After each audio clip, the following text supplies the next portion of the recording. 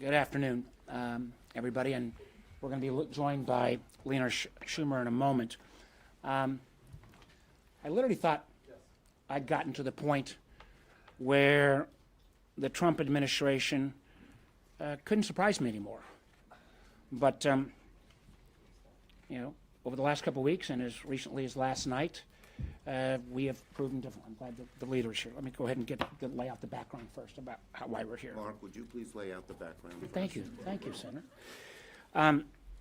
What we're witnessing today is an extraordinary display of dysfunction from a president who seems determined to turn America's national security into a political bargaining chip. At every turn, the president has interjected uncertainty into a process that should be focused on keeping the American people safe. Let me give you a simple fact. This is not a normal Democrats versus Republicans. Candidly, on this one, Democrats and Republicans have been working in good faith to come to a compromise on a national security tool that's critical. And this is a controversial tool. I mean, there are friends and people I have huge respect for, Senator Wyden and others, who feel it needs even more reform. But one of the things that, to get to 60 votes, we had to work together. And I think we had come up, and it'll be fully debated at some point, the reforms we put in place. But while we were proceeding ahead on this bipartisan path, the president decided to install as an acting DNI, which, by the way, is not even granted by the law. The law says if there is a vacancy, the number 2 becomes the acting.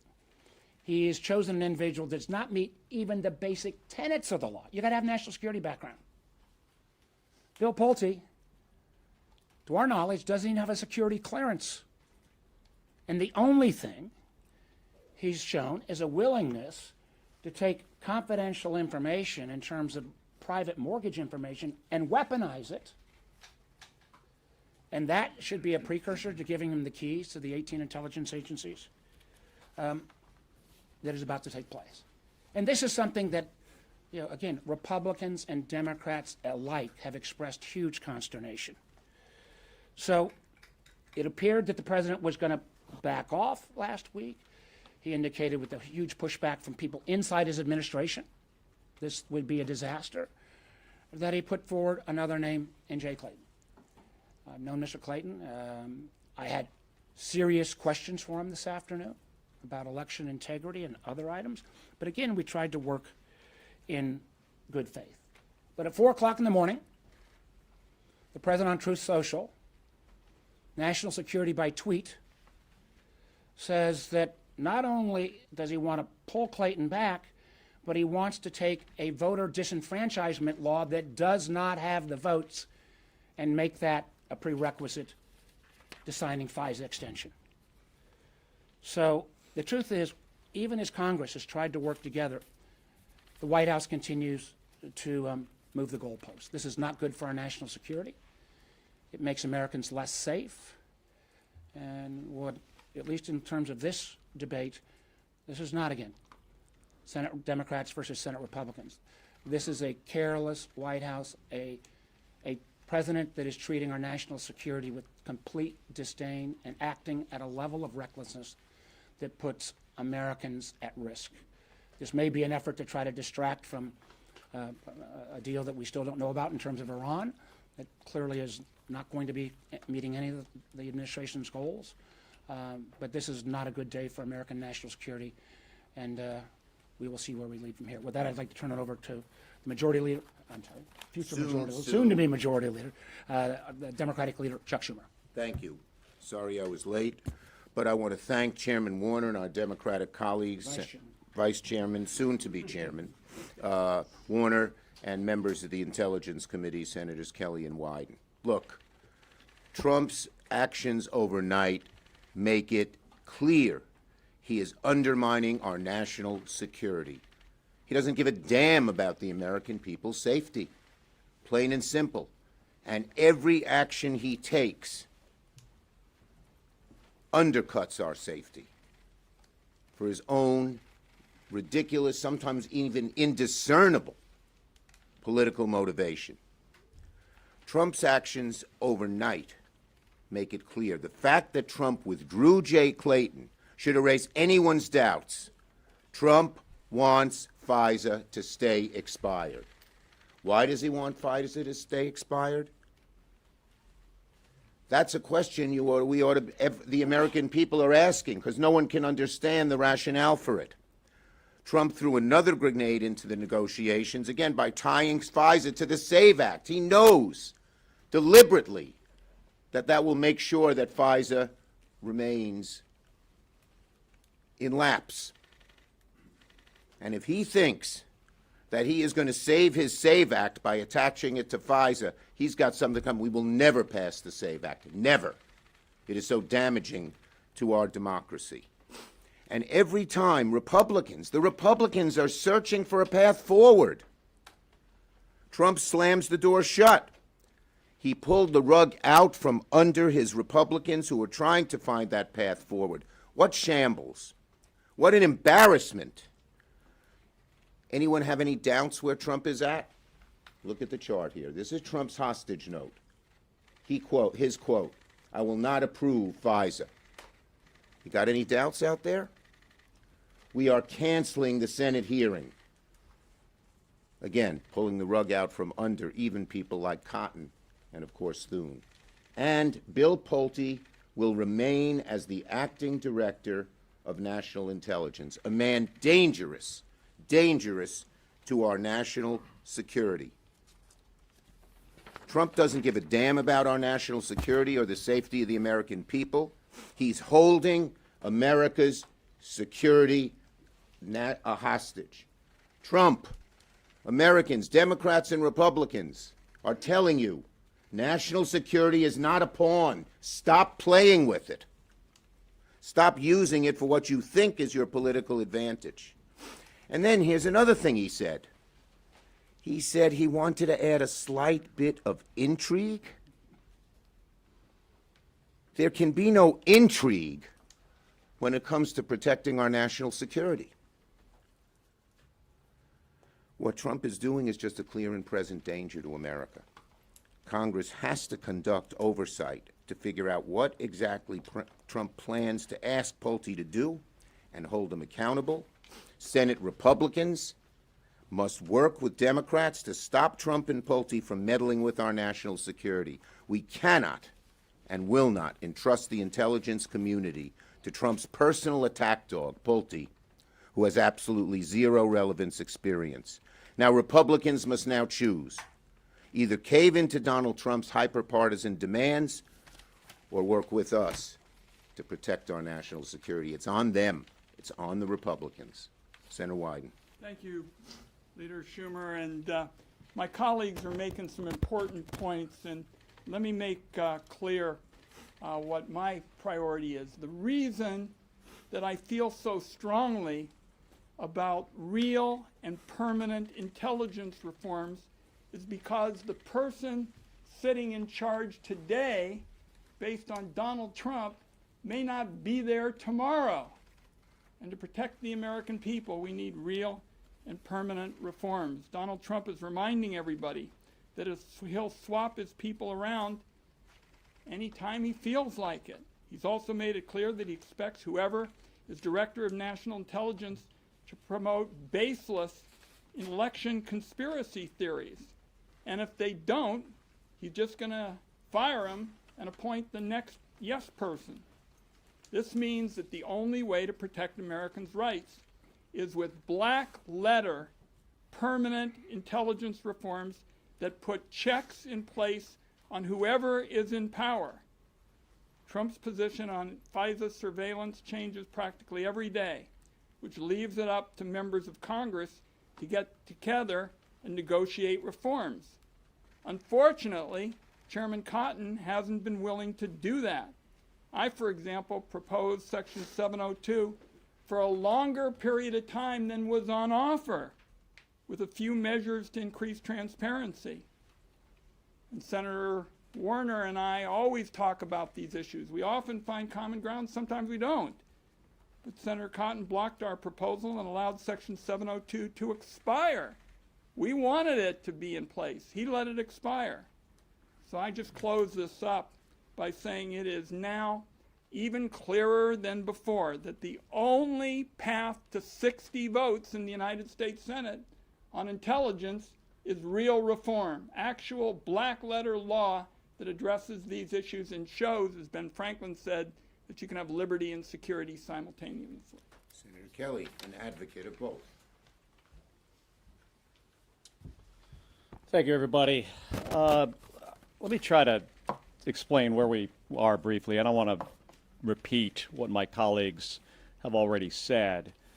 But a week ago, when FISA expired, so what does that mean for the American people? So if you're sitting at home in a place like Arizona, or maybe Arkansas, or South Dakota, or all the other states, like, what does this mean to you as an individual? How does it affect you and your family? Well, think about it this way, that through this law, FISA, we are able to gather intelligence from our foreign adversaries, foreign nationals, overseas, through a number of different ways. And with that intelligence, we have, on a number of occasions, prevented bad things happening to the American people, terrorist attacks, sometimes here, sometimes overseas. It is an incredibly valuable tool that Donald Trump doesn't seem to care about. And he's completely messed this up. Then on top of this, he nominated for one of the most critical jobs in our country, the Director of National Intelligence, a person that by any measure is unqualified for the job. I was thinking about this a few weeks ago when Bill Pulte's name first came up. If you were to make a list of the 1 million most qualified Americans to be the Director of National Intelligence, Bill Pulte would not be on that list. It is shocking that he put him forward for consideration by the Senate Intelligence Committee. So the president has been using this sort of like a game. But this is our national security. And our national security should never be a game, and it shouldn't be a bargaining chip. And over the last couple days, he's now inserted the SAVE Act into this process.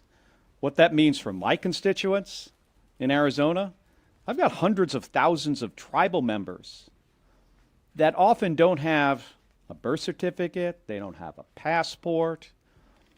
Even though they vote by mail, they often have to make a 75-mile trip to even get to a mailbox. A polling place to vote in person? It's out of the question. He's trying to disenfranchise millions of Americans from voting, and he's inserting that into this process. So you have the combination of Americans are becoming less safe, and he's now inserted weakening our democracy into this. So, I mean, my point here is the president has lost his way on this issue. He should stop doing things at 4 a.m. and tweeting without sharing his plans with maybe some people around him who could advise him. But this has become a complete debacle. And now it's up to the White House to figure out a path forward here. We had a path forward as of yesterday, and today we don't. And that's because of this president and his advisors. Questions? Chairman Warner, Vice Chairman Warner, can I ask you a second? Since this came at 4 o'clock in the morning, can you talk about the back and forth between the majority and the minority? It seemed like it was on, it was off, it was on, now it's off. Can you just kind of give us a granular detail of what that was like this morning? I'm not going to reveal confidences, but I can tell you that when Pulte was first announced, people in Donald Trump's national security team, I think, were shocked. You then saw comments of my Republican partners who almost to a person, said he was unqualified. We worked together to try to provide 2 or 3 different off-ramps. Those were not taken. It appeared that the pressure got so great and the choice was so unqualified that the president stepped back and said, well, he's only going to be acting. We made clear that we needed to see a serious replacement. I had tough questions for Jay Clayton. I can assure you, even if Jay Clayton had been confirmed, many Democrats were going to vote against him. That's their right. But to take somebody who at least had the national security experience and had a background and has not got a record of disclosing classified information, and then to have him yanked unceremoniously in the middle of the night? Yeah, Mark Kelly's right. Debacle was an understatement here. Playing, as the leader said, playing with our national security this way? It's outrageous. I mean, could you imagine some of my friends on the Republican side who are viewed as like the security hawks? If this had been a Democratic president doing these kind of antics, they'd be threatening to burn the house down. You want to add something? Yeah, I got to go to a leadership meeting. I got to run. Yes, right. No, right here, right here.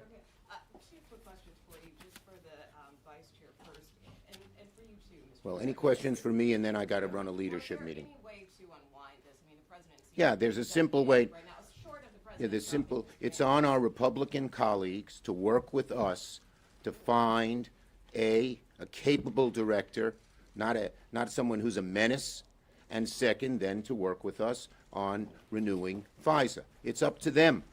It's up to them. This is Republican president, Republican House, Republican Senate, all screwing up with each other.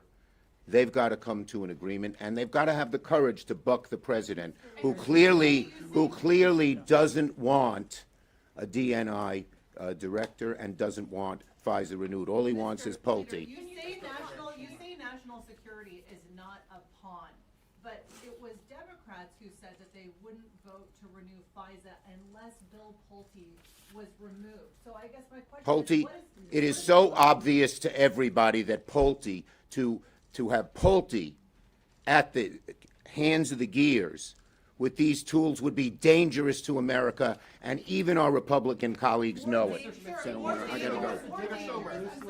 More dangerous than letting FISA lapse. I just Seven, wanna listen, ma'am, understand that, yeah. well, first of all, one of the things we didn't know, when FISA lapsed, will the telcos and the participants still participate? So far, they are. Number one. Number two, the concerns I have about Bill Pulte, frankly, have less to do with 702 than the national security risk of showing our nation's top secrets to an individual who's shown no respect for law, for privacy. The idea that he would weaponize mortgage information and the reward is you want to give him access to our national secrets? If that is your position or anybody else, that is the ultimate irresponsible position and is not going to meet America's needs. Yes, sir. Yes, sir. Let me just make sure that you hear what the offer was at the end of last week. I offered 5 weeks. I didn't change any surveillance tools. All I said was there has to be some oversight and some accountability. That was a stronger position than anybody had on offer, and I made it specifically for a response to your question. Yes, sir. Leader Schumer said that it's on Republicans now to work with Democrats to find a nominee who can come forward and be put forward. Is it your understanding at this point that Clayton is... I am not sure. I am not sure whether Jay Clayton has simply been postponed or withdrawn. I wonder whether Jay Clayton knows whether he has been postponed or withdrawn. And again, that is a level of chaos, incompetence. When we're talking about our national security, when we're talking about adversaries around the world, What signal does this send? I mean, I know this. One, that American national security leaders that have been appointed by Donald Trump were very concerned about the idea of Pulte coming in. Two, I know that our allies, when you put somebody of this level of non-experience and his only record is being willing to do whatever Trump says, regardless of the law, I fear our allies will cut back on sharing intelligence. That has nothing to do with 702.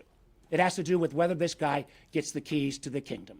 And again, this is not idle. If you will go back, and this is even, I had lots of differences with Director Gabbard, but there are already, because of some of the non-professional approach and undermining speaking truth to power, go look at the Dutch press or the Dutch government, which punches way above its weight in terms of a good partner and ally, was saying with this kind of approach to national security and not respecting confidential information, potentially violating sources and methods, they weren't sure they were going to share with America as much as they did in the past.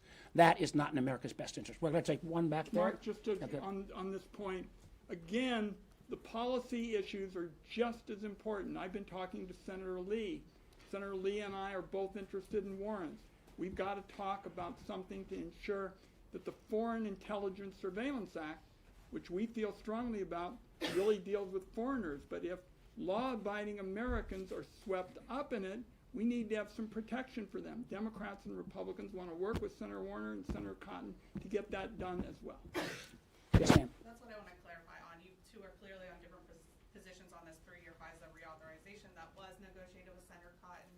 And you're saying there's not 60 votes without reforms. You said there were 60 votes if Pulte had not been nominated for acting DNI. So what exactly, is there enough Democratic support for this bill if Clayton were to be confirmed? Time will tell. I know this. Senator Wyden and I have discussed this, gone back and forth.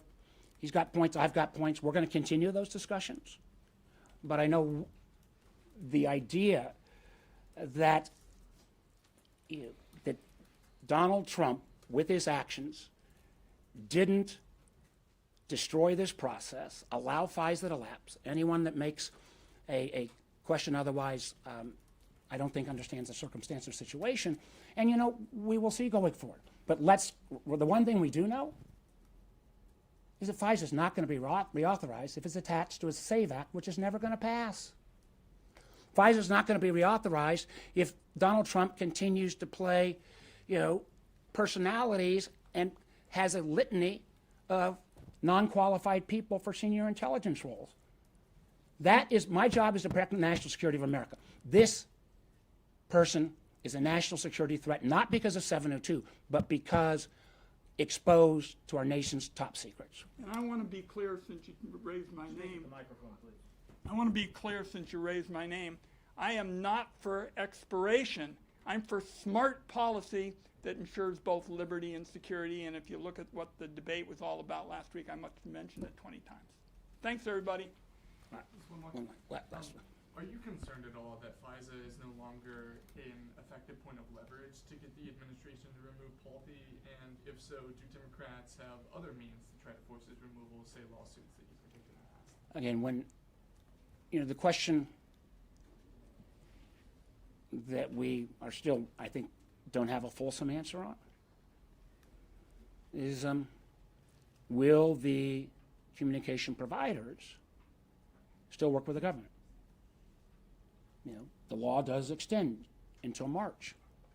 The question is, without indemnification, will they still participate? And I think that is still an open question, and I hope and pray we don't get to the point where they choose not to and we don't have this tool renewed. But again, this end with where I started.